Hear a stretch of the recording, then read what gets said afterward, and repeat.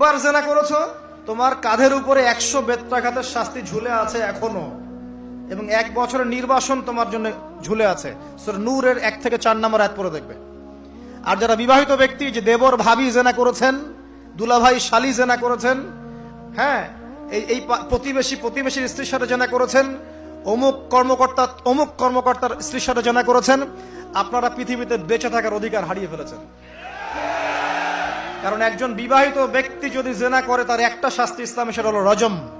তাকে কোমর পর্যন্ত মাটিতে পুঁতে ফেলে পাথর নিক্ষেপ করে হত্যা করতে হবে। এটা ইসলামের বিধান। এই বিধান এখন চালু করা যাবে না। এই বিধান এখন পৃথিবীর কোথাও আছে বলে আমাদের জানা নাই। হয়তো অল্প কিছু জায়গায় থাকতে পারে, এটা আল্লাহর ইচ্ছা। বেশিরভাগ জায়গায় এইসব বিধান নাই, কিন্তু আল্লাহ পাকের আসমানে এই বিধান আছে। জমিনে এইসব বিধান নাই ঠিকই, বাট আল্লাহ পাকের আসমানে এই বিধান আছে। মৃত্যু হয়ে গেলেই শাস্তি ভোগ করবে যদি তওবা না করে মারা যায়।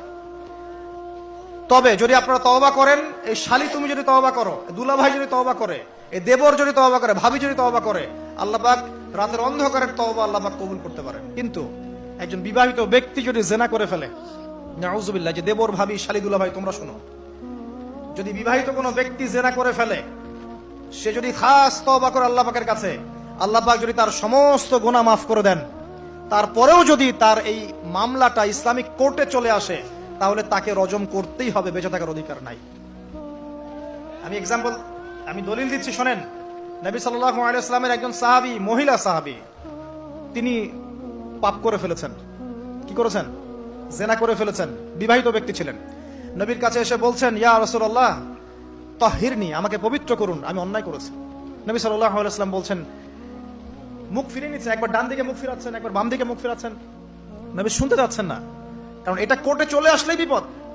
নবীজি বলছেন, বাসায় যাও, তওবা করো, আল্লাহর কাছে তওবা করো, আল্লাহ মাফ করে দিবে। বাসায় চলে যাও, তওবা করো, আল্লাহ মাফ করে দিবে।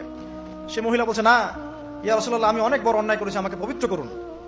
আপনি পবিত্র না করেন তাহলে পরকালে আল্লাহ আমাকে শাস্তি দিবেন, আমাকে পবিত্র করুন। নবী সাল্লাল্লাহু আলাইহি ওয়াসাল্লাম বললেন, বাসায় যাও। তুমি গর্ভবতী হয়েছো? হ্যাঁ। বাচ্চা খালাস করো, তারপরে এসো, তোমার বিচার করে দেওয়া হবে ইনশাআল্লাহ। সেই মহিলা বাসায় ফিরে গেল, তওবা করতে থাকলো, তার গর্ভের সন্তান বড় হতে লাগলো। এক পর্যায়ে সন্তান জন্ম হলো।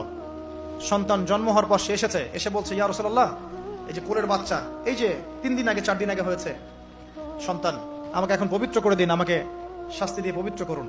নবী সাল্লাল্লাহু আলাইহি ওয়াসাল্লাম বাচ্চাটিকে তাকিয়ে বলছেন যে এই বাচ্চাকে দুধ পান করাতে হবে।